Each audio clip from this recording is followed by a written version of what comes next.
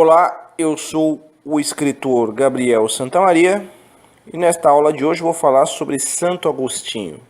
Nesta aula, que é a 7ª aula do curso gratuito de teologia. Se vocês estão acompanhando, ou se você está acompanhando esta aula desde o princípio, ou se está assistindo pela primeira vez, como eu falei, o curso é gratuito, mas se você quiser ajudar de alguma maneira o meu trabalho, entre em contato, visite o meu blog, melhor dizendo. Visite o meu blog novacastalha.blogspot.com.br. Ali vocês vão conhecer os meus 6 livros: O Evangelho dos Loucos, No Tempo dos Segredos e O Arcano da Morte, 3 romances. Assim Morre a Inocência, um livro de contos. Destino Navegante, um livro de poesias. E Paralelo no Caminho, um livro de crônicas.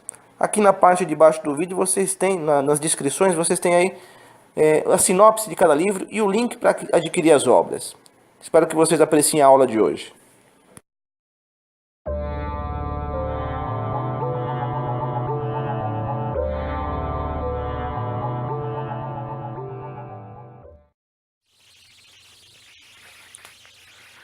A figura de Santo Agostinho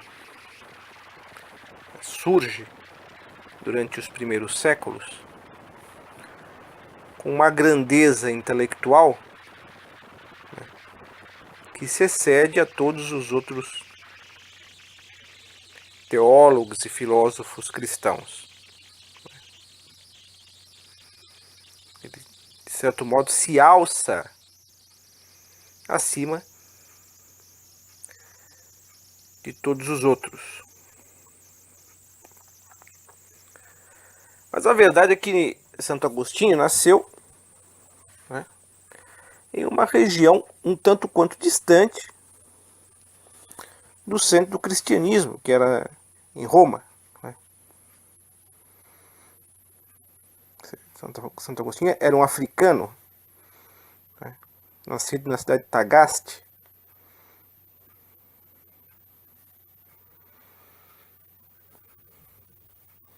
E naquela região ele chegou a ter muita notoriedade. Durante seu tempo ele foi reconhecido naquela região como um grande pensador cristão, católico. Mas a sua influência naquele momento ficou bastante restrita à sua região.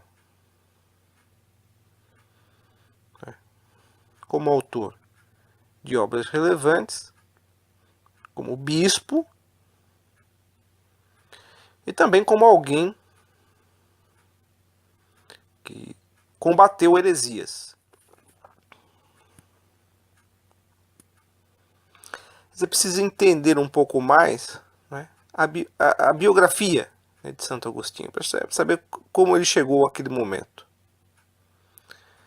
De qualquer maneira,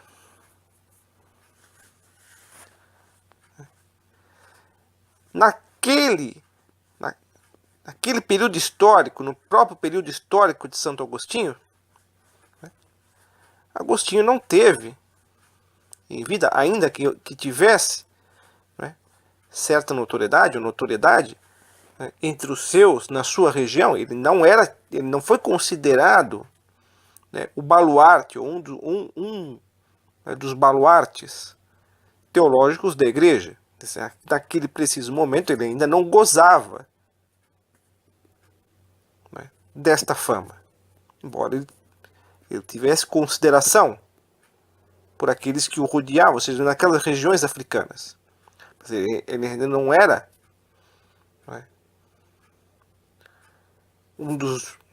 ele é considerado de fato um dos 2 pilares teológicos da igreja. Santo Agostinho e São Tomás de Aquino são os 2 grandes pilares, mas naquele momento Santo Agostinho ainda não tinha toda essa proeminência.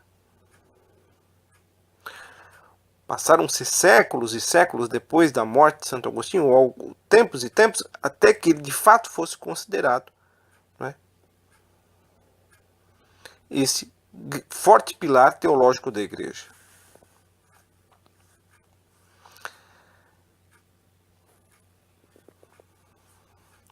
Santo Agostinho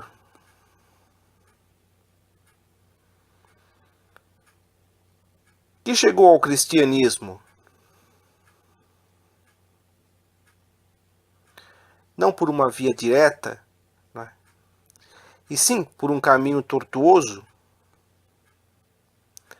passando pelo maniqueísmo, passando pelo neoplatonismo, né,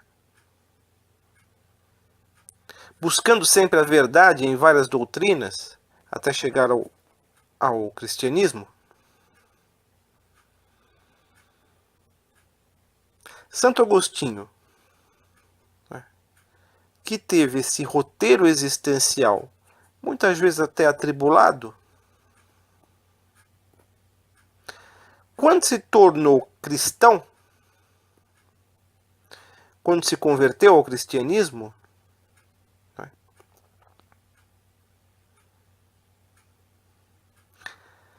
não queria inicialmente seguir, né, uma missão apostólica, ou seja, não queria ser sacerdote ou bispo.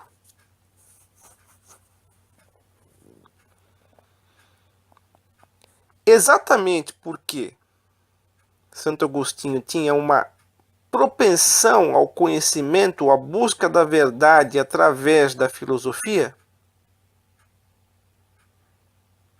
a sua intenção inicial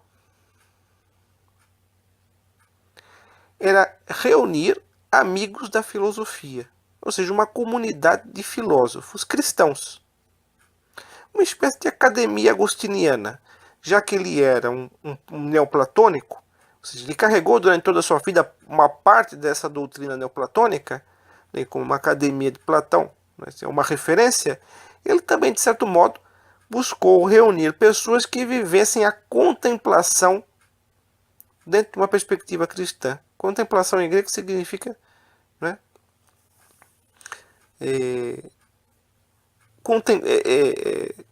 divisar a verdade ou contemplar a verdade. Né?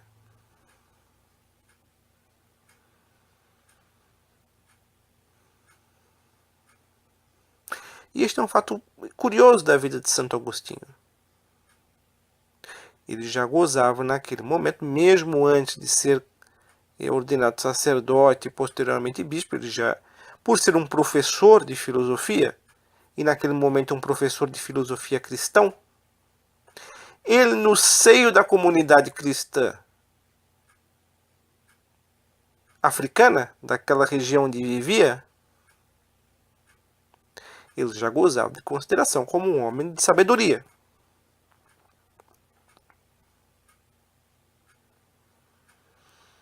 E naquele momento, um varão sábio como ele era considerado alguém talhado para o sacerdócio ou até para o bispado, né? Para uma ordenação sacerdotal e posteriormente, né, se transformar em bispo.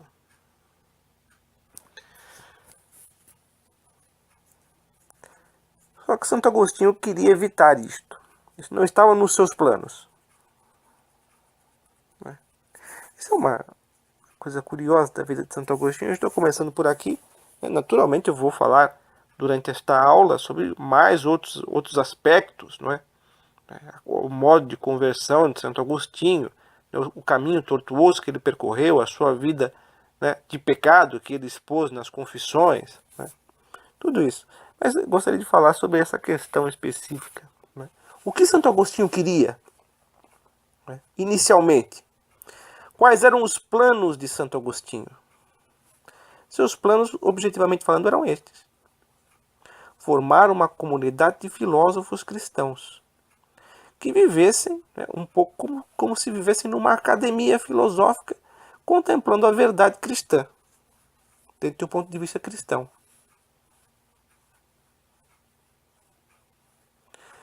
Naquele momento histórico da igreja, nós não tínhamos, as pessoas não tinham aquilo que há hoje, um seminário, onde o vocacionado entra, passa por trabalho vocacional, aí entra, aí faz tantos anos de filosofia e outros tantos anos de teologia. Para Santo Agostinho isso era desnecessário, porque ele já tinha uma ampla formação teológica e filosófica. Ele não precisava passar por anos de filosofia na faculdade, nem existiam faculdades, mas estou dizendo, uma formação em filosofia, teologia. Ele dava aula sobre este assunto. Ele dava aula de filosofia, ele dava aula de teologia. Ele não precisava de formação. Então, naquele momento histórico, uma pessoa como esta era simplesmente ordenada sacerdote, ou até bispo. Havia casos em que a pessoa já era ordenada bispo. Não passava nem pelo sacerdócio, já era ordenada bispo. Se fosse de fato uma figura muito proeminente, já podia ser ordenada já bispo. Já virava bispo. Como Santo Agostinho gozava desta grande notoriedade na sua região, e como a sua intenção não era o sacerdócio, porque o que ele queria era uma vida contemplativa, e a vida sacerdotal não era exatamente contemplativa, era uma vida de muito trabalho, era uma vida de evangelização, de cuidar de uma comunidade, de um pastoreio, né, espiritual e de combate às heresias. Né? Ou seja, ele teria uma vida muito mais ativa do que ele queria naquele momento. Quando precisava fazer uma viagem, Santo Agostinho se informava a respeito da região se lá havia um bispo. Né? Se houvesse bispo, ele iria. Se não houvesse, ele não iria. Por quê? Porque ele tinha medo de ser ordenado à força. E naquele momento se ordenava à força. Queria o sujeito sim ou não. Se achassem que ele tinha vocação suficiente para o sacerdócio, ele era ordenado à força. Houve um momento em que Santo Agostinho precisava fazer uma viagem a um determinado local, ou a se dirigir a um determinado local, e ele se informou se havia bispo lá, e disse sim, havia, e ele foi, né, porque imaginava que pela notoriedade dele, né, não iam pelo menos ordená-lo bispo, ou não iriam ordená-lo. Só que ele caiu do cavalo, porque naquela região, né, ele foi ordenado à força. É engraçado isso, porque de fato Santo Agostinho não queria ser padre. E consequentemente também não queria ser bispo. Mas ele não foi ordenado bispo, ele foi ordenado padre, sacerdote. Segundo a biografia de Santo Agostinho, não as confissões, mas biografias posteriores, ele chorou no instante da ordenação. E ele foi ordenado à força. Não é? E houve quem disse que ele estava chorando porque queria ser ordenado bispo e não conseguiu, foi ordenado só apenas sacerdote. Mas não, é que de fato ele não queria ser ordenado. Santo Agostinho não queria a ordenação sacerdotal. Santo Agostinho queria viver como um filósofo cristão dentro de uma comunidade de contemplativos, de teoréticos. O que é que isto nos diz? Para iniciar esta aula de Santo Agostinho. Veja que Santo Agostinho se transformou posteriormente em bispo. Duas coisas. A primeira,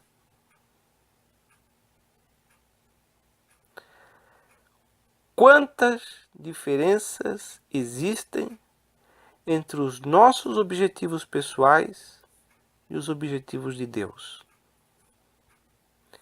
Acreditamos que aquilo que nós desejamos é o melhor.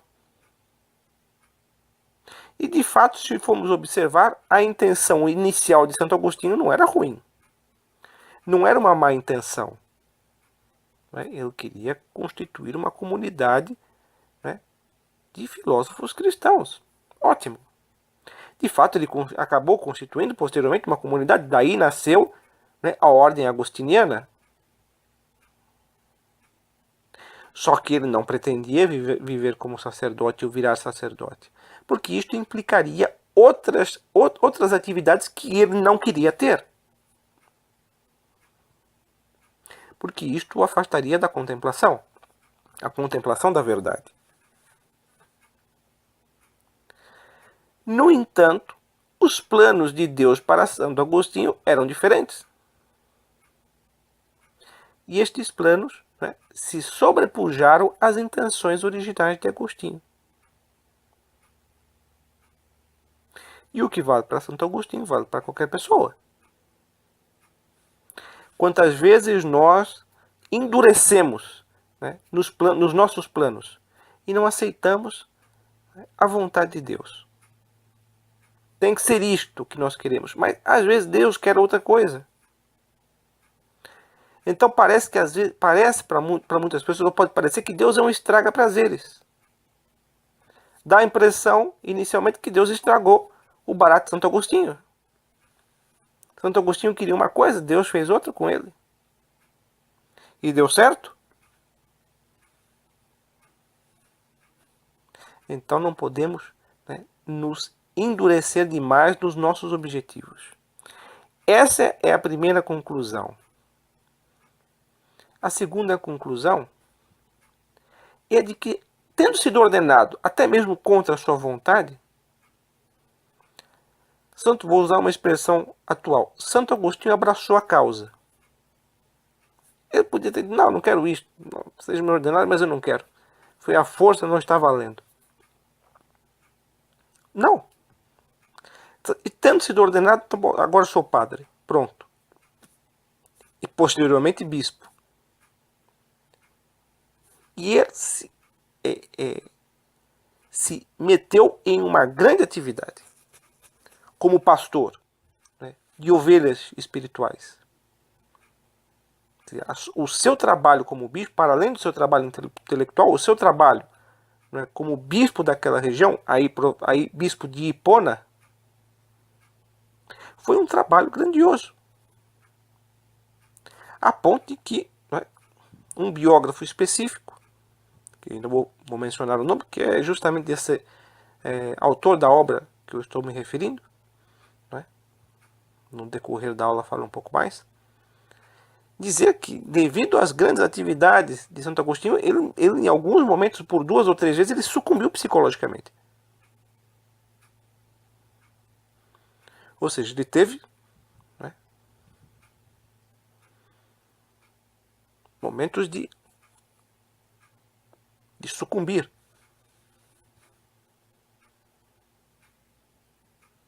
Ele não aguentou a pressão. Não, depois se recuperou.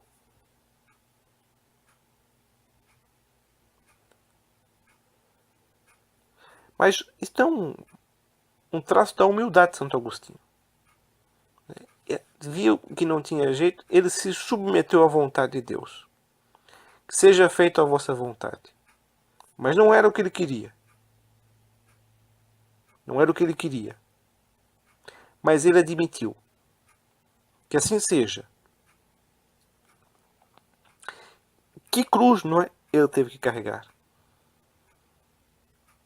Porque vocês sabem que uma pessoa que tem uma propensão para a vida contemplativa ou teorética, as atividades práticas às vezes pesam mais do que para outra pessoa. Porque às vezes a alma da pessoa, o pensamento, né, a mente da pessoa está em questões de ordem espiritual, em questões de ordem teoréticas, né? E de repente ele tem que lidar com assuntos bastante práticos, assuntos de vida prática, de vida prática da igreja, assuntos práticos eclesiásticos. Ou seja, virou bispo, se transformou em bispo.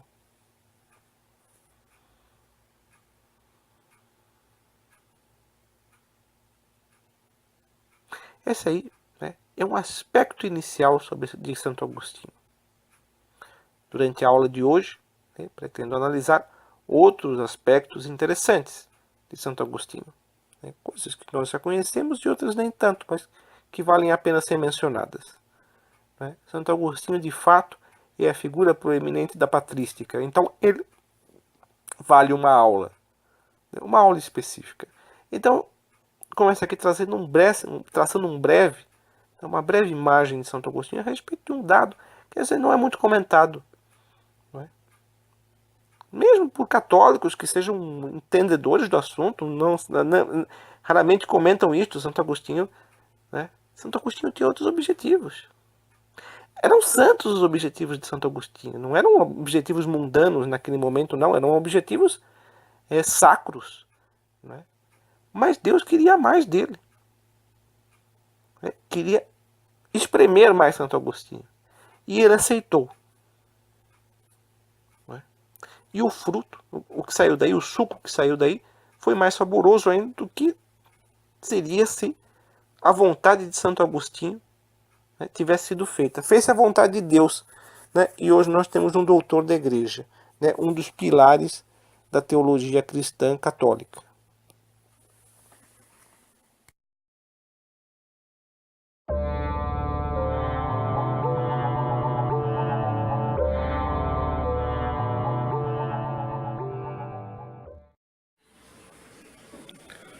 Mas eu o ignorava e caminhava para a minha perdição. Conseguira tal que me envergonhava diante de meus companheiros, de parecer menos depravados que os outros, quando os ouvia exaltando as próprias infâmias, tanto mais dignas de glória quanto mais infames eram. Eu queria fazer o mesmo, não só pelo fato em si, mas pelo louvor que disso resultava.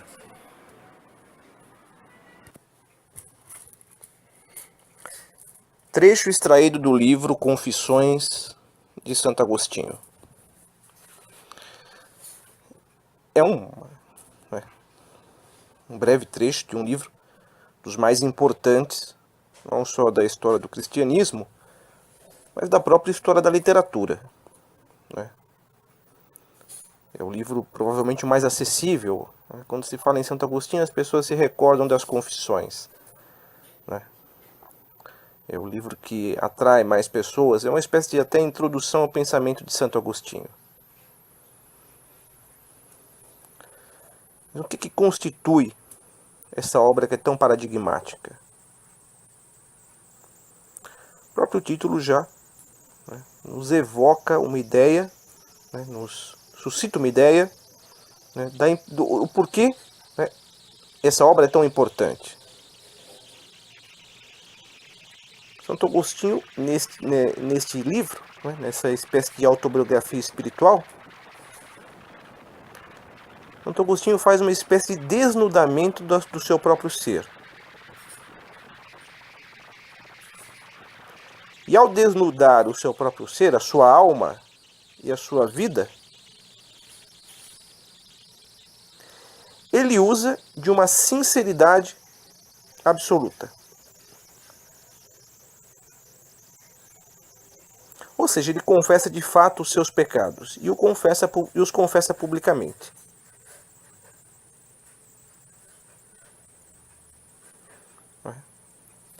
Aí existe uma característica peculiar que torna, né, o livro de Santo Agostinho um marco na história do cristianismo e um marco na história da literatura.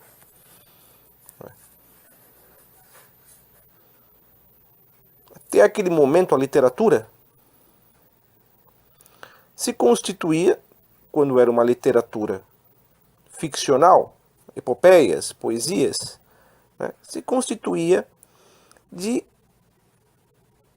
ficções baseadas às vezes em situações reais. Por exemplo, tomar um exemplo clássico, não é? A guerra de Troia, que inspirou, não é, a Ilíada. Houve de fato uma guerra em Troia. Isso já foi constatado pela história. Né? Mas essa guerra,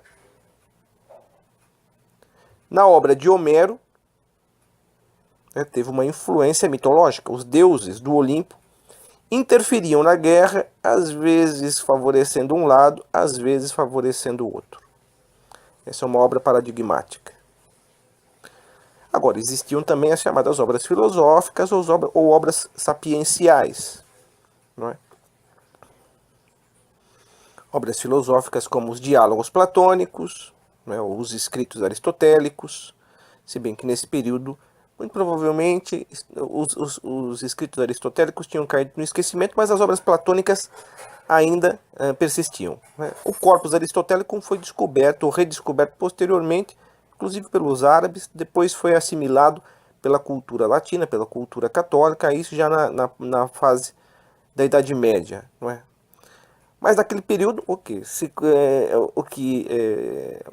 a literatura filosófica que existia, a literatura platônica, os diálogos platônicos, né? E as obras, as Eneadas, por exemplo, de Plotino,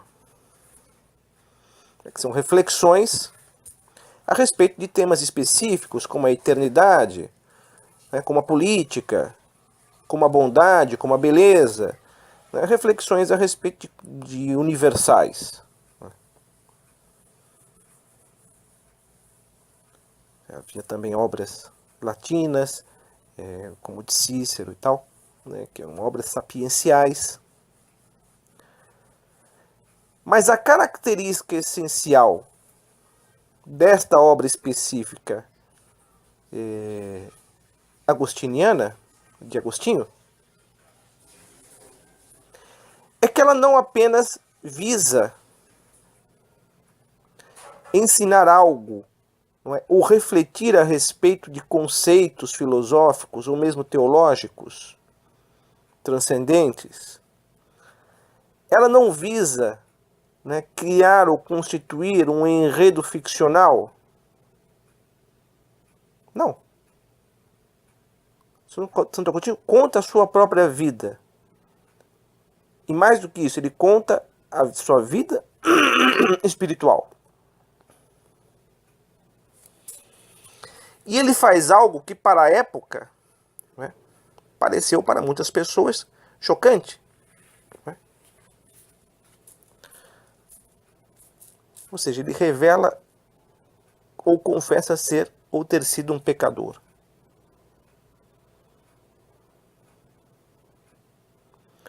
Ou seja, Santo Agostinho tinha na sua natureza uma propensão para o mal. E esse mal que se manifestou, muitas vezes, em termos carnais. Ou seja, São Paulo, se não me engano, São Paulo diz que os inimigos do homem são a carne, o demônio e o mundo. Né? No caso de Santo Agostinho, vamos fazer a análise da alma, do espírito de Santo Agostinho, ele tem uma propensão, né, para quedas carnais e mundanas.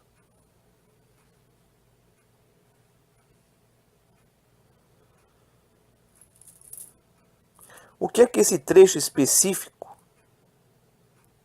nos mostra? Mostra-nos, né, que Santo Agostinho confessa ter sido ele próprio mundano. Confessa que sente uma atração pelas atitudes do mundo. Até mesmo com a intenção de ser louvado por isto. É uma fraqueza. Santo Agostinho confessa as suas fraquezas.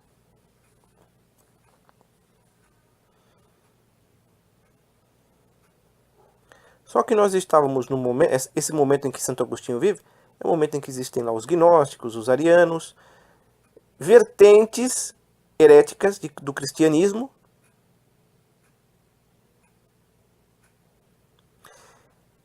que não toleram a imperfeição ou a fraqueza. Ou seja, estão ali, né, aquelas correntes de pensamento, né, ou correntes teológicas ou religiosas, que futuramente na Idade Média darão nascimento a grupos como, por exemplo, cátaros e albigenses, aqueles que se consideravam os puros.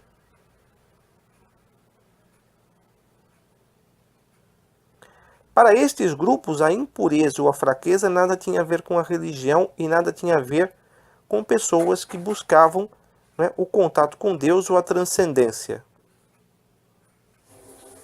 Não pode haver conciliação entre o puro e o impuro, entre o sagrado, um conceito mais moderno, sagrado e profano.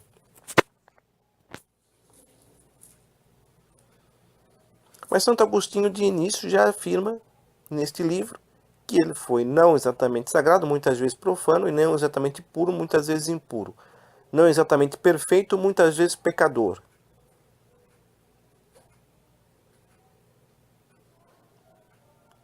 E isto não é assimilado facilmente.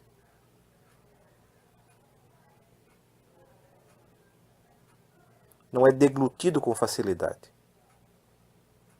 Por isso há quem tenha se escandalizado com o livro.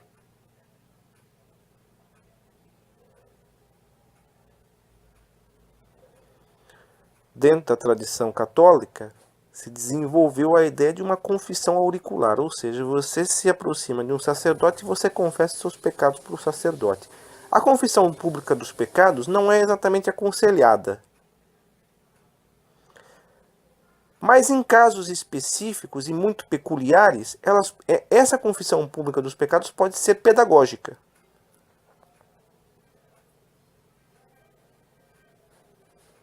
Mas o que constitui esse caráter pedagógico?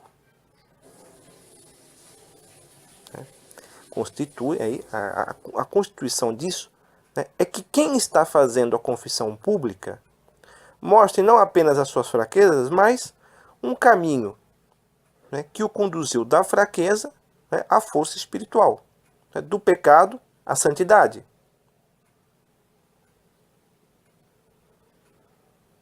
No caso de Santo Agostinho, isso se dá perfeitamente. É porque ele fez todo o trajeto, né, do mal ao bem, né, da escuridão à luz, da ignorância ao conhecimento.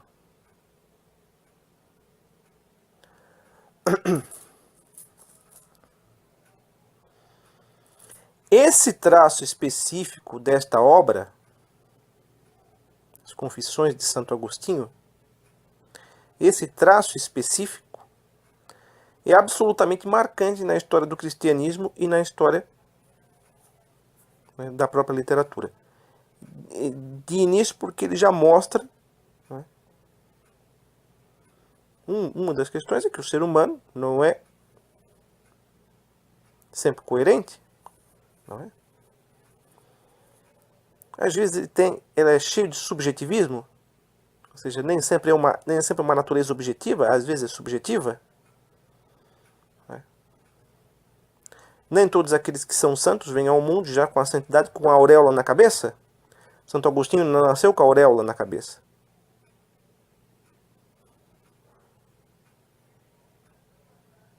Ele teve momentos, né, de equívocos.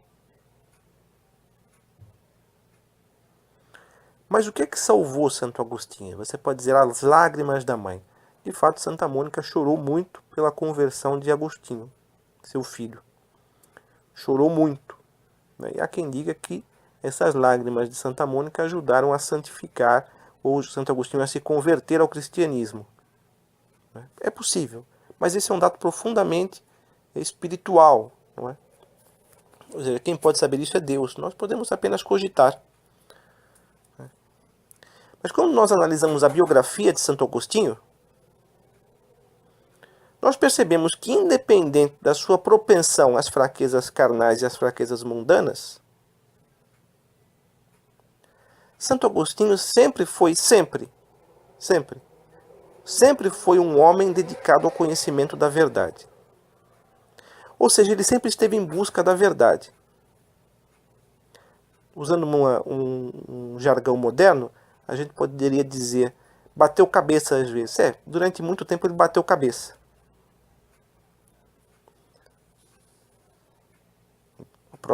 As próprias confissões de Santo Agostinho mostram isso.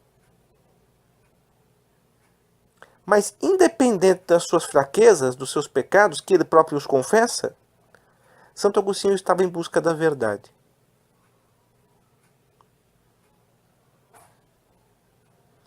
E eu acredito que possa afirmar que a sinceridade na sua busca da verdade foi suficiente para que Santo Agostinho um dia, né, chegasse à conversão e à santidade.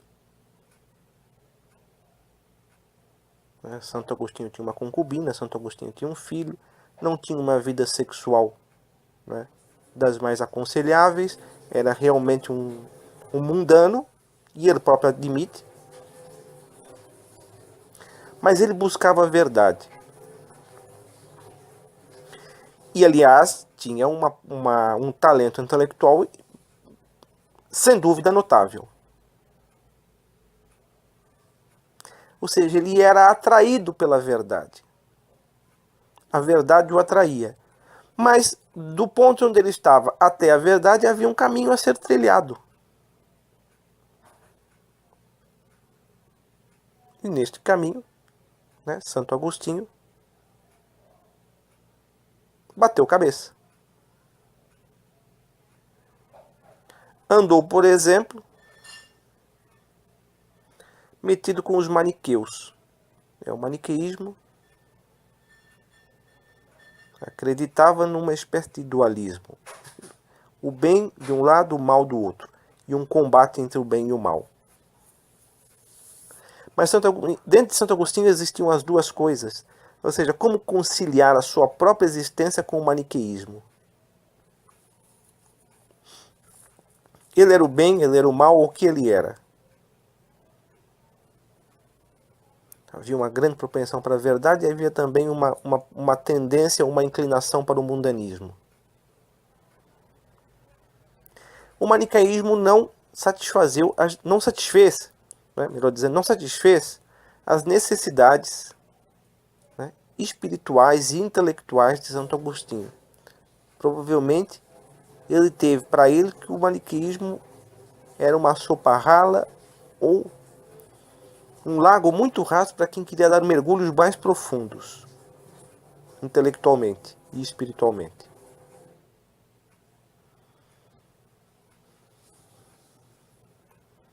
Tendo se afastado do maniqueísmo, ele se aproximou do neoplatonismo. E o neoplatonismo é muito mais profundo realmente do que o maniqueísmo. O maniqueísmo é muito raso. A teoria maniqueísta, ela cai por terra quando analisamos a realidade e percebemos isso que eu falei. O bem e o mal às vezes estão muito imiscuídos, muito misturados. Nem sempre você consegue falar isto é o bem, isto é o mal. Às vezes há bem e há mal, ou há um pouco de bem, há um pouco de mal em tudo. Não é? Já dentro do neoplatonismo, não é? uma revisão, é uma espécie de revisão do pensamento de Platão, já havia uma ideia de transcendência muito mais elaborada, não é? do que havia no maniqueísmo. Ou seja, havia uma explicação sistemática melhor da realidade. Platão conseguiu conceber uma explicação da realidade muito mais sistemática e abrangente do que o maniqueísmo. Isto formou muito mais Santo Agostinho. Mas mesmo que o neoplatonismo oferecesse uma visão mais abrangente e mais sistemática da realidade, aquilo não penetrou o fundo no coração de Santo Agostinho. Porque Santo Agostinho, ao buscar a verdade, não pretendia apenas um conhecimento teórico. Na realidade, o que Santo Agostinho queria e precisava era uma transformação espiritual. Ou seja, um processo de metanoia. Metanoia significa isso, metamorfose ou transformação espiritual. E o neoplatonismo não oferecia essa transformação. De modo que, embora Santo Agostinho buscasse a verdade e fosse bem intencionado, ele, no fundo, vivia uma espécie de angústia existencial, porque aquilo que ele estava encontrando não satisfazia as suas necessidades mais íntimas, mais espirituais. Foi então que ele conheceu o cristianismo, que de fato ele não desconhecia porque sua mãe era cristã. Mas o cristianismo não o havia tocado. Mas um dia, não é? Estando lá num determinado local, ele ouviu uma frase de uma criança brincando do outro lado do muro, né, dizendo, toma e lê, toma e lê. E ele entendeu que aquilo fosse para pegar a Bíblia e ler. E ele pegou a Bíblia e tocou num ponto, num trecho. E aquele trecho respondeu a uma questão, né, existencial que o estava afligindo. E essa aparente banalidade foi suficiente para causar o estopim necessário à conversão de Santo Agostinho. Ou seja, a conversão de Santo Agostinho ao cristianismo, que é o que está, né, na raiz das confissões, representa as respostas necessárias às questões existenciais daquele homem, daquele indivíduo. Hoje em dia, em alguns grupos esotéricos, seria chamado de buscador. Era um homem que estava buscando a verdade. E esse momento preciso respondeu às questões, né, que estavam movendo Santo Agostinho. Ou seja, ele buscava respostas e ele encontrou respostas no cristianismo. E essas respostas que ele encontrou no cristianismo não foram apenas teóricas. Ou seja, aquilo se enraizou no coração de Santo Agostinho a ponto de não apenas ele ter uma visão mais clara da realidade, mas sim transformar a sua própria natureza. De um homem pecador em um homem santo. De um homem mundano em um homem transcendente.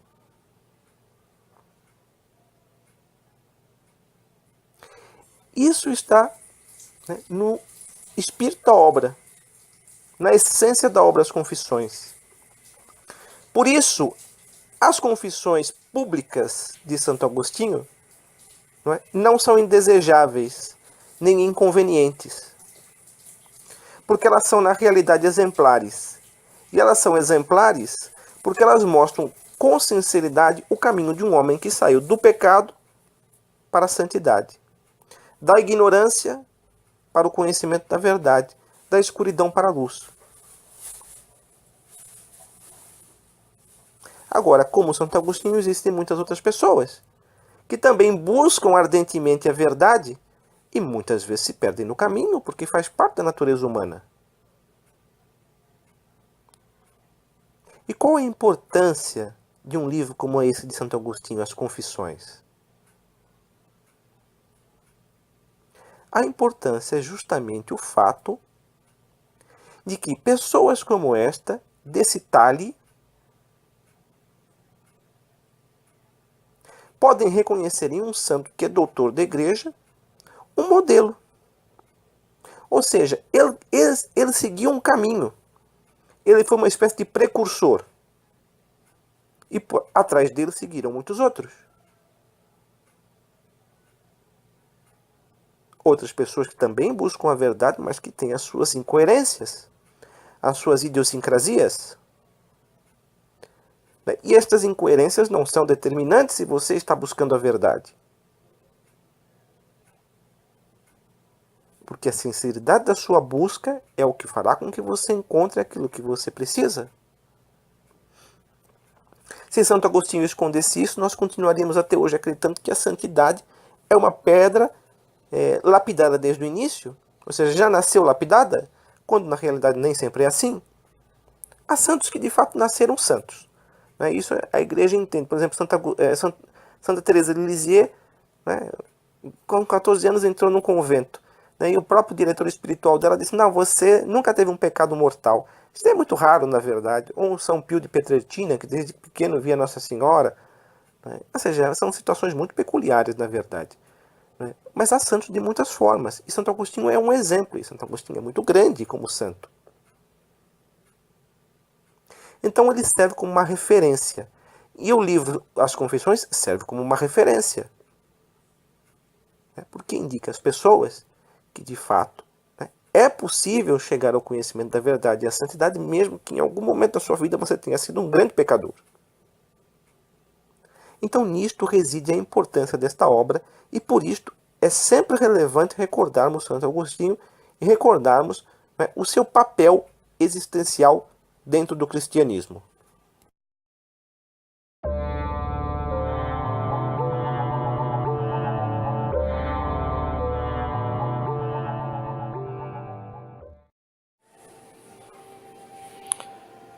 Era eu que queria e eu que não queria.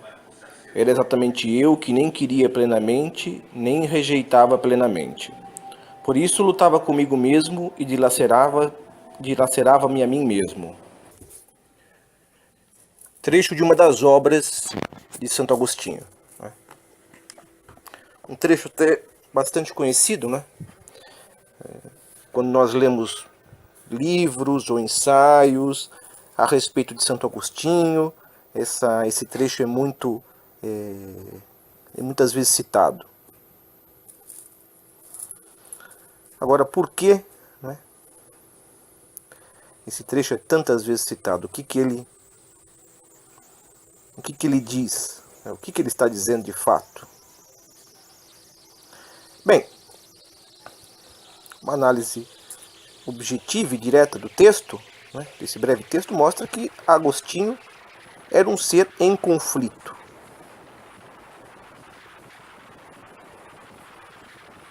Por um lado, de certo modo, ele desejava uma coisa, mas acabava buscando outra. Essa era a condição existencial de Santo Agostinho.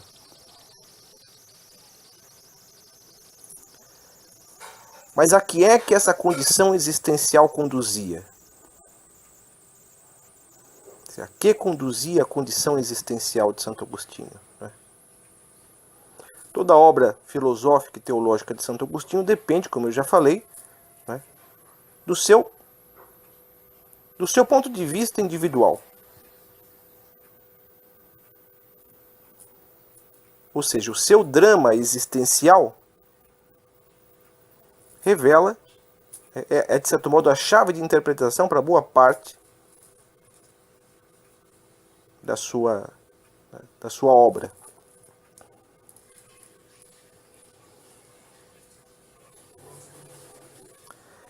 Santo Agostinho entende, aí influenciado por Plotino, né, um dos neoplatônicos, que o mal não é algo, não é uma coisa, não existe o mal em si mesmo. O mal é uma deficiência.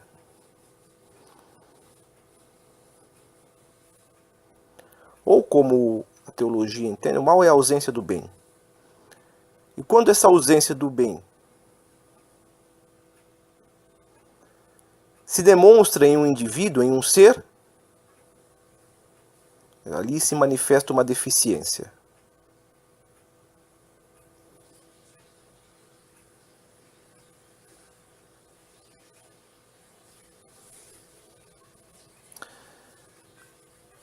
Agora, entra aqui a questão da vontade.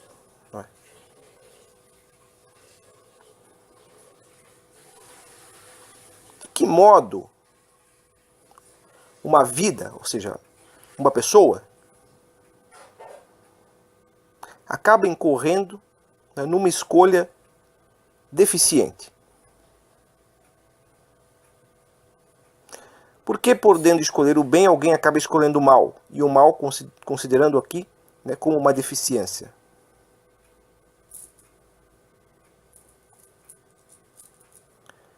Para Santo Agostinho, o sumo bem é Deus.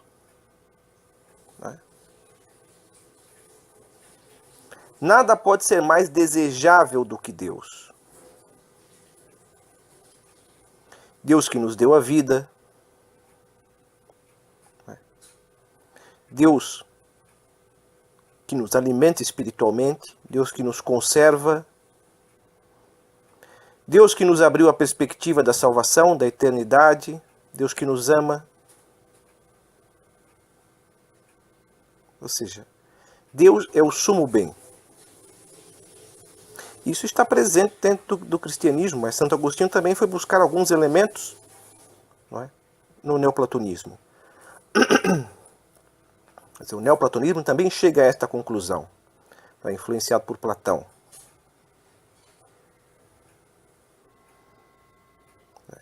É um conceito platônico. A ideia do sumo bem, né, é uma ideia platônica, é um conceito. É a própria realidade, o bem, o belo. Mas acima do belo ainda está o bem. Isso Plotino escreve nas Enéadas. Né?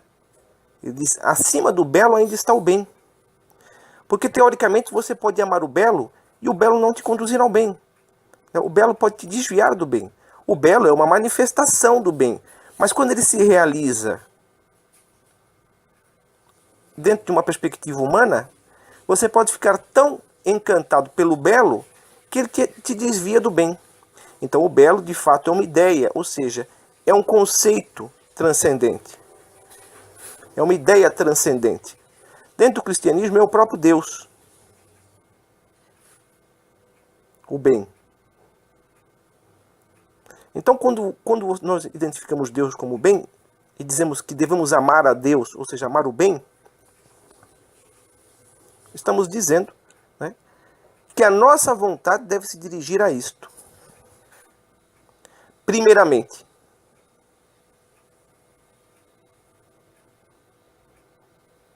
E Santo Agostinho, naturalmente, chega a esta conclusão. Por que o conflito de Santo Agostinho manifesto nesse texto? O que é que de fato está em conflito? O que de fato está em conflito é a vontade, é o livre-arbítrio de Santo Agostinho. Porque ele deseja uma coisa, mas procura outra. Ou seja, ele tem a vontade dividida.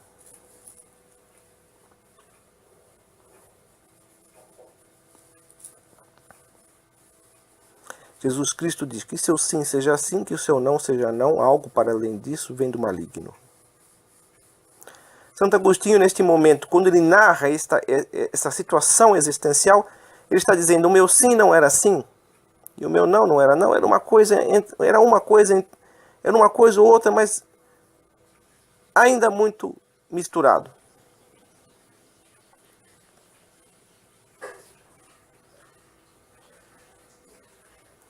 A partir desta questão,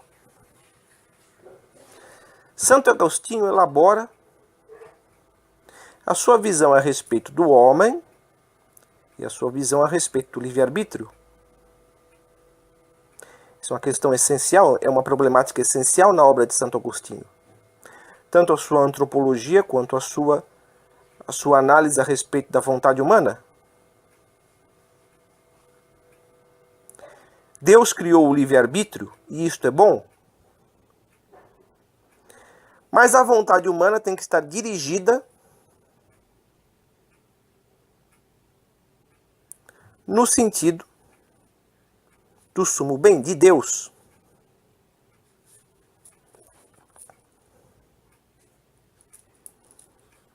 O que acontece é que, na realidade, o ser humano não está constantemente em contemplação divina. Ou seja, nós somos seres corpóreos.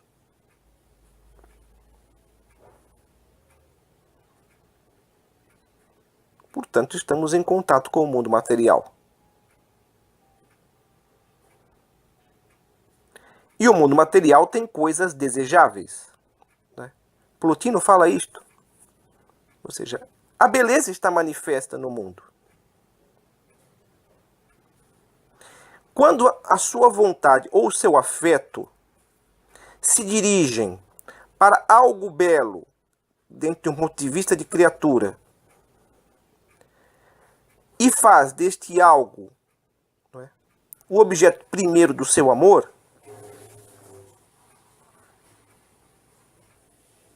há naturalmente um desvio do objetivo principal da vontade, que deveria ser amar a Deus. Ou seja, dentro de um ponto de vista original, ou seja, originalmente o homem deveria amar a Deus. Mas acontece que por conta do pecado, ocorre uma desestruturação da natureza humana. E a vontade que deveria amar a Deus ou procurar a Deus, a vontade que deveria procurar a Deus, né, procura outros objetos de amor ou de interesse.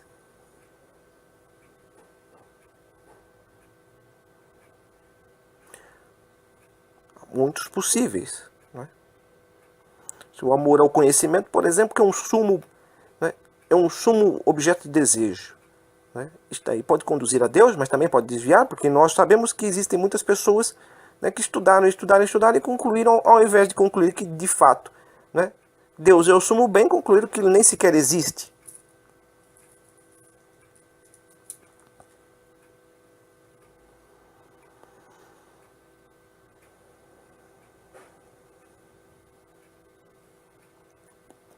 Então, na raiz da concepção antropológica de Santo Agostinho, existe a constatação de uma desestruturação da natureza humana causada pelo pecado. Ainda existe no homem o livre-arbítrio. E ainda existe também um impulso no sentido de procurar o bem. Faz parte da natureza humana. No entanto, porque houve essa desestruturação causada pelo pecado, ao invés do homem buscar o sumo bem, ele muito frequentemente procura bens menores, que não deixam de ser bens, só que são inferiores. Ou seja, o belo, o material ou criatural, que o homem eventualmente pode amar, não deixa de ser belo, só que ele não pode ser o objeto primeiro de amor, né, ou de desejo do homem.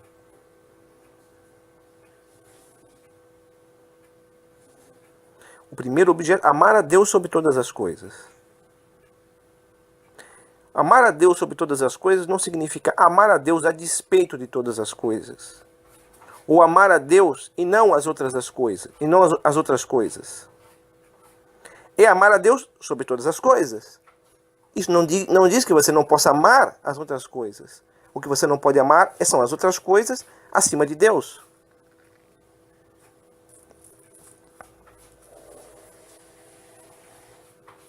E este é o motivo do conflito agostiniano. Ele ainda naquele momento não tinha direcionado a sua vontade no sentido de Deus, de um modo prioritário. Ou seja, ele não tinha ainda colocado Deus acima de todas as coisas. Portanto, ele oscilava entre amar o bem e amar bens inferiores. E isto causava o conflito. Objetivamente falando, Santo Agostinho entende que, devido a esta condição de pecado, o homem não pode direcionar a sua vontade no sentido de Deus, e viver este amor com Deus, a não ser pela ação da graça. Ou seja, o homem depende da graça para direcionar o seu livre-arbítrio no sentido de Deus, para desejar a Deus, para amar a Deus acima de todos os outros bens materiais.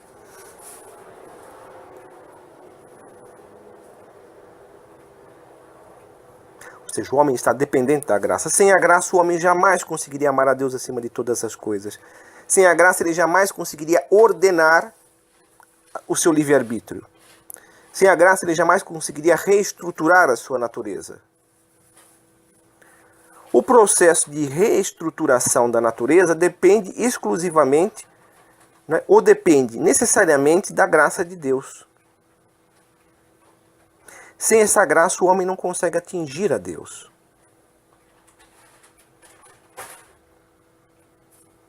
Ou seja, o processo de transformação, metanoia, vivido por Santo Agostinho, dependeu da graça divina. Ainda que ele buscasse a verdade, tenha buscado no maniqueísmo, tenha buscado no neoplatonismo, o processo de transformação vivido por Santo Agostinho, independente disso, necessitava da graça. E esta graça foi absolutamente salutar para ele. Então a visão do homem na teologia agostiniana, na filosofia agostiniana, está essencialmente ligada à própria figura de Agostinho. A sua condição existencial. É aquilo que eu vou já fazer. Et homo, eis o homem.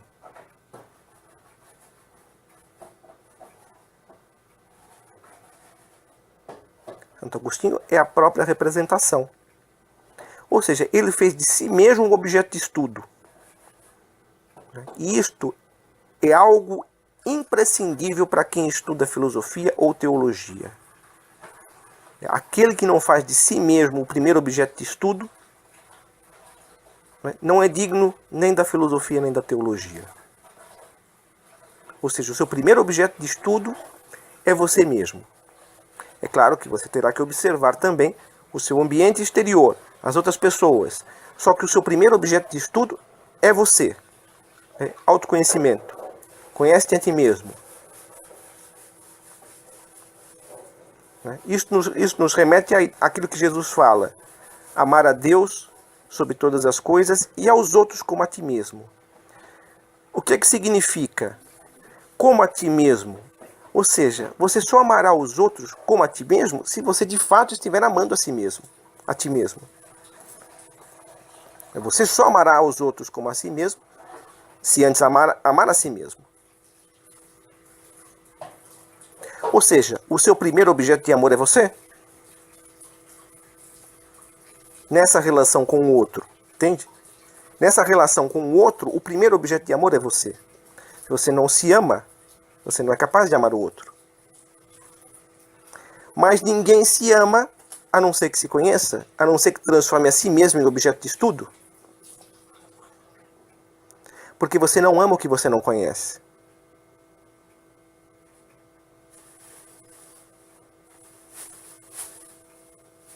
Então tudo isso está presente, nesta visão, tanto na visão antropológica de Santo Agostinho, quanto na visão a respeito do livre-arbítrio.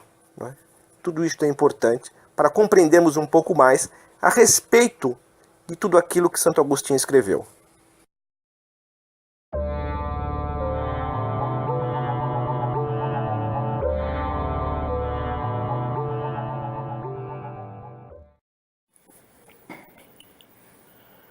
Se de acordo com a opinião mais provável e mais digna de confiança, os homens são todos necessariamente infelizes, enquanto permanecem sujeitos à morte, torna-se preciso procurar mediador que não seja apenas homem, mas também Deus.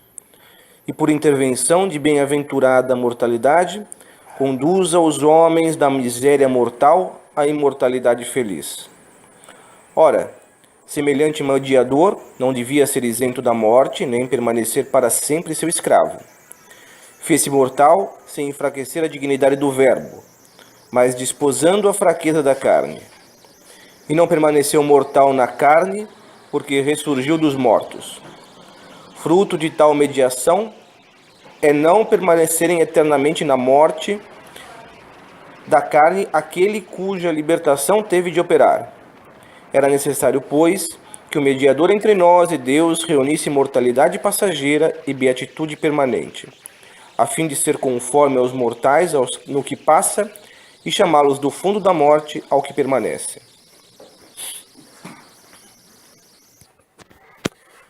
Esse trecho que foi lido, eu o extraí, do livro A Cidade de Deus, de Santo Agostinho.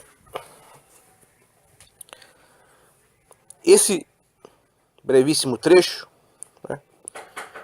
de uma beleza estética admirável, de uma agudeza de espírito também formidável, retrata bem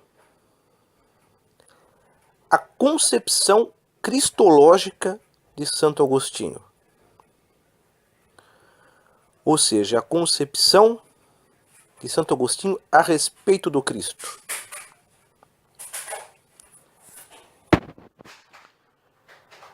Cristo é o mediador entre Deus e os homens, entre a eternidade e a temporalidade. Ele é ao mesmo tempo 100% homem e totalmente Deus.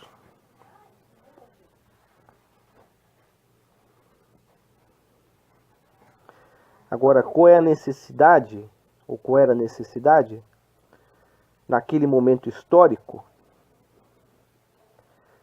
de se tirar estas conclusões e expor, nesta obra? Por que Santo Agostinho sentia a necessidade de falar sobre isto, de escrever sobre isto?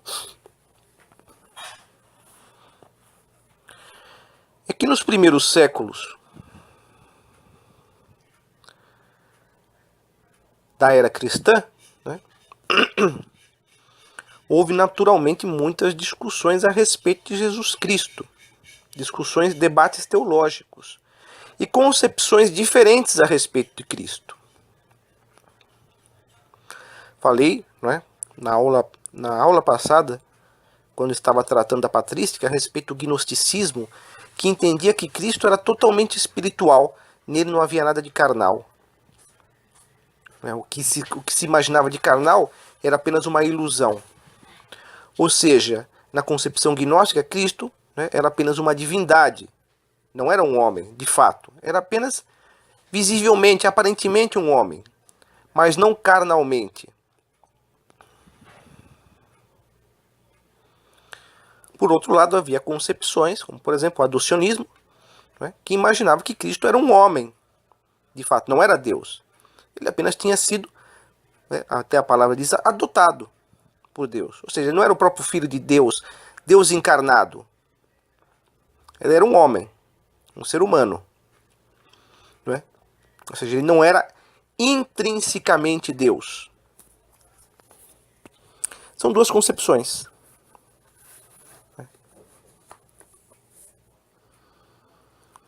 Essas duas concepções refletem um pouco a cultura da época, não é? Que era uma cultura profundamente marcada pelo dualismo. Ou seja, né, de um lado estava Deus, do outro lado estava o homem, do lado estava o bem, do outro lado estava o mal. Do lado estava o sagrado, do outro lado estava o profano. Santo Agostinho passou por essa espécie de dualismo quando foi maniqueísta, quando professou o maniqueísmo.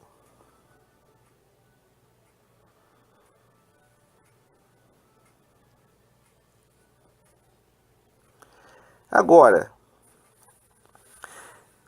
Cristo realiza em si a unidade. É isso que Santo Agostinho está dizendo.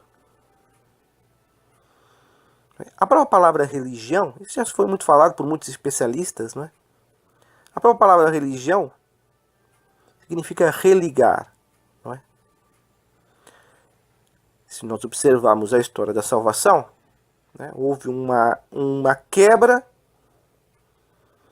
um rompimento nas relações entre o homem e Deus devido ao pecado. Então o homem estava do lado e Deus estava do outro. Já não havia mais comunhão.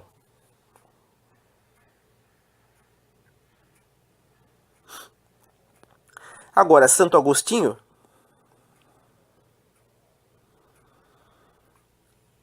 retrata nesse pequeno trecho, né, a visão dogmática da igreja. Para a igreja, Cristo não é só Deus, Cristo não é só homem, Cristo é as duas coisas ao mesmo tempo.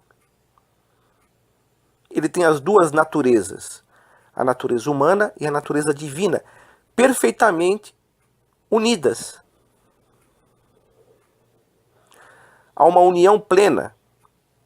Essa união se realiza em Cristo.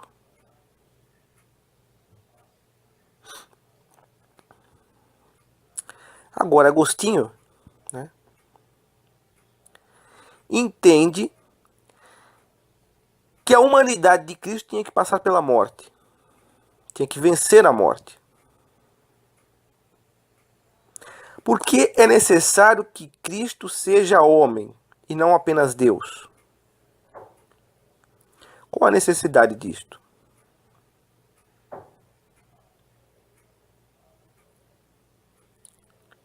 Justamente porque o homem tinha que passar pela morte. E não apenas passar, não ser preso por ela. Vencer a morte. Tornando assim possível que a mesma vitória sobre a morte fosse legada a outras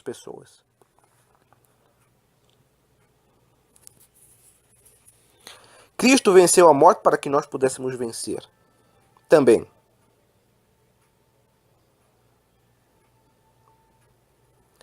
E nós podemos vencer a morte porque temos comunhão eucarística com Ele. Ou seja, o Cristo que está em nós venceu a morte, e como há uma comunhão entre nós e o Cristo, nós também estamos aptos a vencer a morte.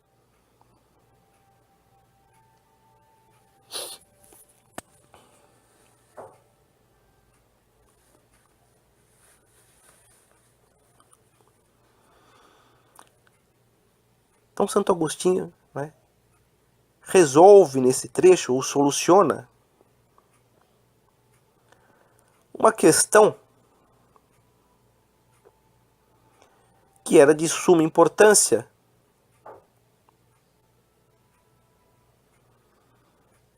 para a história da humanidade, para a cultura geral da época.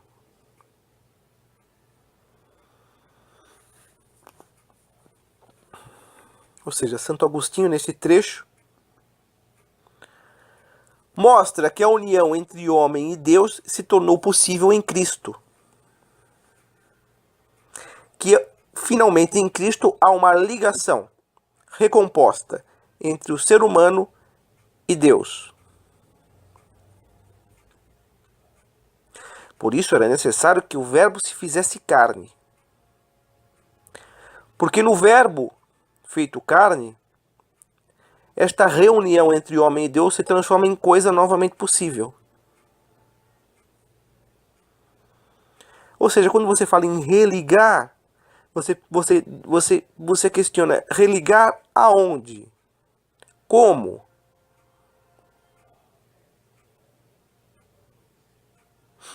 De que jeito?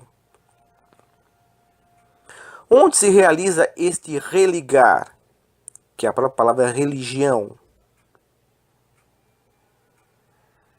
Em Cristo. Porque sendo verdadeiro homem e verdadeiramente Deus, ele em si realiza essa reunião, esse religar. E quem com ele compartilha da sua carne e do seu sangue, também está religado com Deus.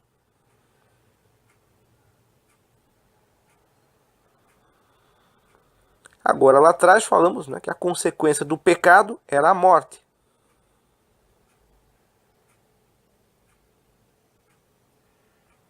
Então Santo Agostinho diz que os homens são infelizes por causa da morte. Forte isso, não é? É bastante forte.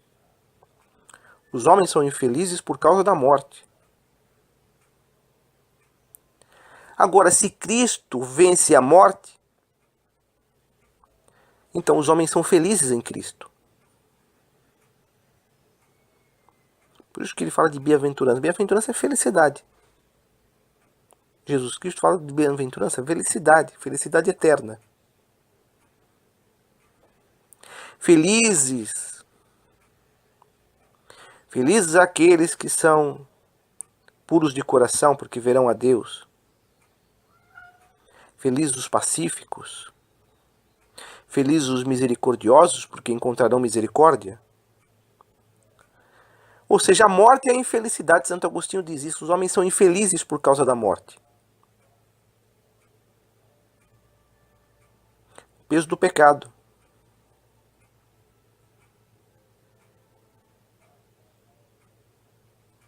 Agora, Cristo é a própria felicidade, porque venceu a morte e nos torna possível esta vitória.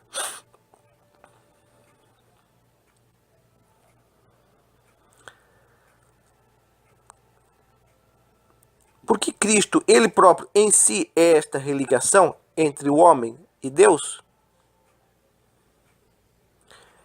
E porque ele nos oferece a possibilidade da comunhão,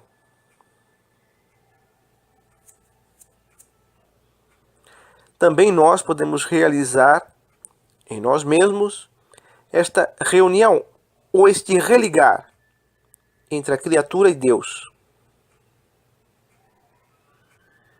através da comunhão. Então aquela resposta, aquela pergunta, onde, Como? De que jeito? Em nós. Onde se realiza a religião? Em nós. Onde se efetua a religião? Em nós. Onde se religa, não é, Deus e o homem e a criatura? Em cada um. Mas isso só é possível na comunhão com Cristo. Sem a comunhão com Cristo não é possível.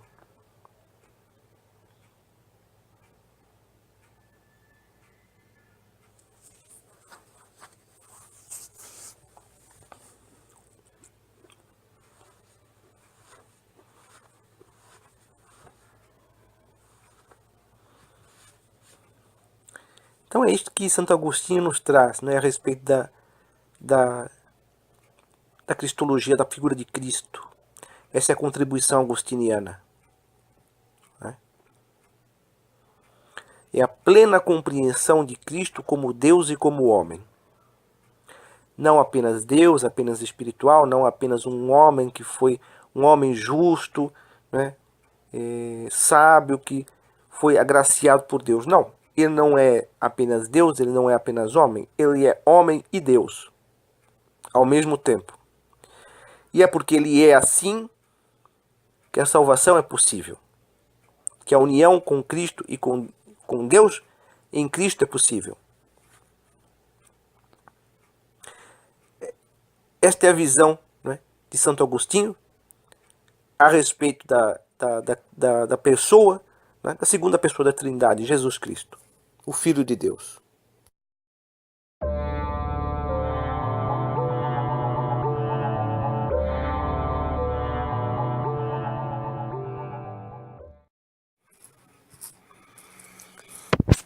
Agora,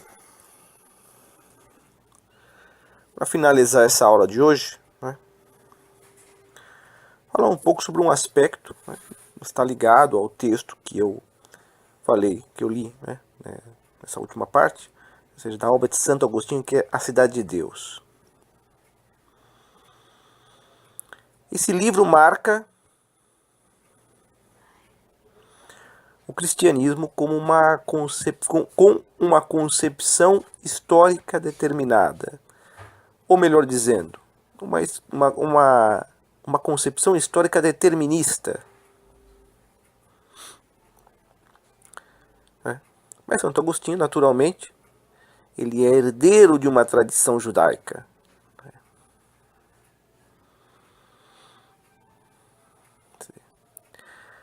Na obra A Cidade de Deus, Santo Agostinho começa a narrar a história da humanidade desde os seus primórdios, ou seja, desde, né, da criação do mundo, da criação do homem, do pecado. E ele conduz a história da salvação no sentido, né, ou a história da humanidade, no sentido do nascimento de Jesus Cristo, da sua morte e redenção, e ressurreição e redenção da humanidade, e posteriormente, no futuro, né, a sua segunda vinda, a parousia.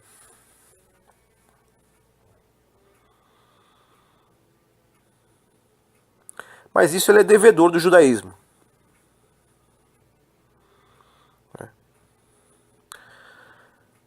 Porque, primeiramente, o povo que criou uma ideia de história determinista, né, de uma evolução histórica, digamos assim, rumo a um objetivo específico, foram os judeus. Isto vem do judaísmo. As concepções de história, sobretudo, né, aquelas que são mais conhecidas, ou seja, do mundo grego, da cultura grega, são concepções ligadas ao mito do eterno retorno, ou seja, são concepções cíclicas. Já falei sobre isso, se não me engano. nas aulas sobre o judaísmo. Ou seja, há um surgimento, né, ou nascimento, o caos seguido, né, da morte ou da destruição e posteriormente um ressurgimento.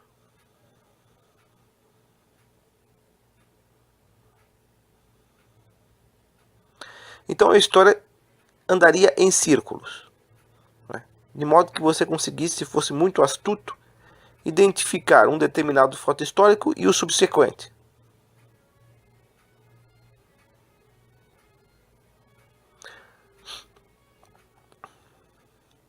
Os judeus introduziram a ideia de que a história não estava andando em círculo, ou seja, você não estava aprisionado dentro de acontecimentos que eram fatais, ou seja, iriam acontecer. Você não estava aprisionado. A história caminhava no sentido da realização da vontade de Deus, das promessas de Deus. Deus fez promessas a Abraão e cumpriu as suas promessas. Deus não é, falava do Messias, então tinha que esperar o Messias. Deus falava do reino de Deus, do seu reino estabelecido na terra, ou do reino dos judeus, né, dos hebreus. Eles teriam um reino, ou o nascimento de um grande rei, que era o próprio Messias. E isso não ia ficar andando em círculo, ou seja, não ia haver várias promessas. Primeiro haveria uma promessa de Deus realizada, depois uma destruição, e depois um novo renascimento, uma nova promessa. Não, era uma só. Não era cíclico. Não eram ciclos. Esta é a promessa realizada deste ciclo. Mas depois desse ciclo virá outro ciclo, né? E aí haverá outra promessa e outra realização. Não, era um ciclo só. Né? Era uma história só. E ela caminhava num sentido determinado. Por isso nós chamamos de determinismo histórico. Né? As ideologias modernas, né, secularizaram a ideia do determinismo histórico, né, e o transformaram no advento do Estado perfeito. Ou seja, a história está caminhando no sentido de um Estado perfeito. Né? Numa perspectiva de esquerda, o Estado socialista. Né? Essa é a realização histórica. Mas o determinismo histórico das ideologias modernas é, né, o conceito histórico do judaísmo, que Santo Agostinho transformou numa visão cristã dentro do seu livro A Cidade de Deus. Agora, essa questão, né, do dualismo está muito presente em Santo Agostinho sempre, né? Ele passou pelo maniqueísmo. Então o dualismo está impregnado. Ao mesmo tempo que existe esse conflito dual ou dualista em Santo Agostinho, né, existe também o esforço no sentido de encontrar a unidade. E a unidade, como nós já falamos, é o Cristo. Mais humanamente falando, né, para Santo Agostinho existe uma cidade de Deus, que são aqueles que buscam fazer a vontade de Deus, buscam realizar a vontade de Deus, e é uma cidade dos homens, ou uma cidade terrena. Uma cidade terrena, que é a cidade daqueles que fazem a própria vontade, né, os que buscam a própria vontade. Claro que aí é um certo maniqueísmo, porque na realidade as pessoas não são assim. Não é? Ninguém busca 100% a vontade de Deus, a não ser o próprio Cristo. No fundo, há uma mistura muito grande, e a própria história da Igreja Católica mostra isso. Né? O que é a Igreja Católica dentro da concepção de Santo Agostinho? A Igreja Católica a Igreja é a própria cidade de Deus. Só que quando olhamos mais de perto, nós vemos também paixões, pecados, erros, às vezes até escândalos. Houve recentemente os escândalos de pedofilia. Né? Ou seja, a cidade terrena estava lá dentro também. Mas, de certo modo, Cristo fala sobre isso, sobre o joio e o trigo. Não é? Ou seja, as duas coisas vão crescer juntas, o joio e o trigo. Mas se nós formos usar a imagem de Cristo, né, que ele utilizou o joio e o trigo, então seremos... o joio seria a cidade terrena e o trigo é a cidade de Deus. E essas duas cidades estão coexistindo dentro da realidade humana. Como Santo Agostinho também nunca deixou de ser um neoplatônico e, portanto, um platônico, né, também existe aí a questão dialética, tese e antítese.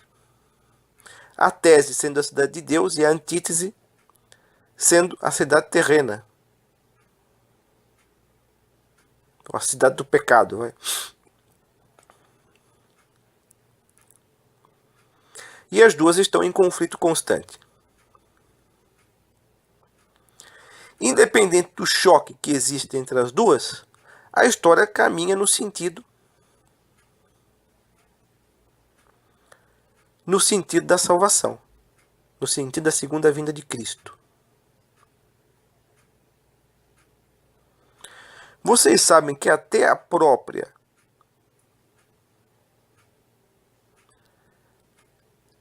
estrutura do rito da missa, sobretudo o rito tradicional, né, a missa tridentina, ela repete nos seus gestos a ideia de um determinismo. Né? Não só pela entrada do padre na igreja, que vai caminhando em linha reta rumo ao altar, mas na posição do sacerdote, né, no altar, ou seja, voltado para Deus, ou seja, voltado para o sacrário. E atrás da comunidade. Né? Ou seja, é como se todo mundo estivesse numa mesma fila caminhando em linha reta rumo ao sagrado, que é o sacrário. Né? Esta imagem é uma imagem não apenas da missa, mas é um retrato da concepção histórica do judaísmo, bem como do cristianismo, a partir de Santo Agostinho. Ou seja, todo o rito da igreja, sobretudo tridentino, não é um caminhar no sentido do sagrado, que é a concepção histórica. Com a missa de Paulo VI, vocês veem que a coisa fica diferente. Porque o padre está numa posição em que se fecha uma espécie de círculo junto com a comunidade.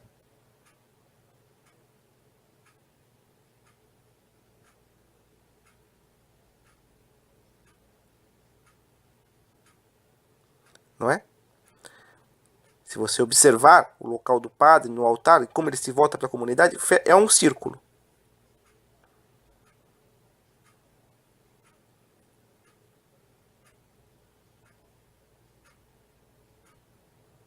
Veja só, né, as transformações de concepção teológica, né, e histórica. Mas voltando a Santo Agostinho, né, ele sempre deixará, ele sempre será, sempre foi, de certo modo, ele sempre carregou consigo, né, essa questão do dualismo. Ele está presente. E a concepção, essa concepção que está presente no livro Cidade de Deus, formou a cultura medieval. Embora ele fosse da patrística, né, a sua obra, né, formou uma boa parte da cultura medieval.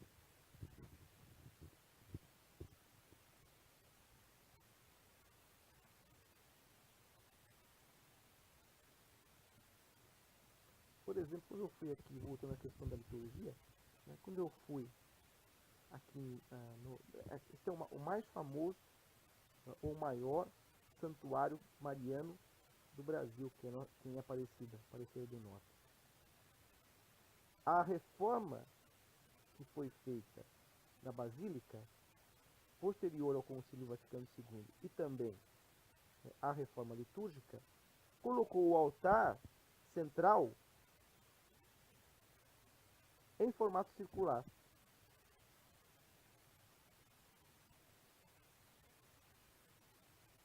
Ou seja, as pessoas ficam em círculo em torno do padre, do sacerdote.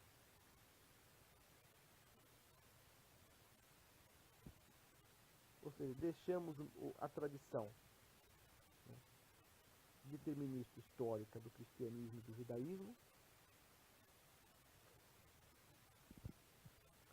e ingressamos, né, na concepção cíclica da história.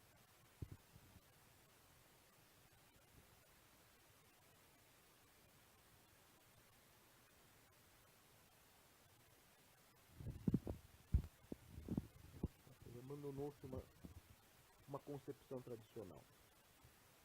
Enfim, né? Eu falei um pouco sobre Santo Agostinho, um pouco mais de 1 hora. Santo Agostinho é um dos pilares mais importantes da tradição católica, da teologia católica.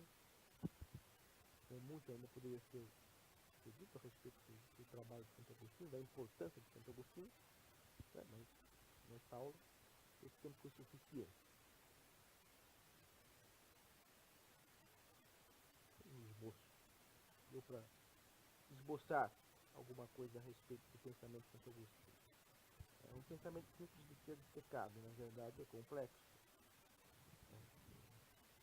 Já ouvi uma vez em algum local, em algum lugar, em algum texto, né, e até hoje talvez poucas pessoas tenham lido toda a obra de Santo Agostinho.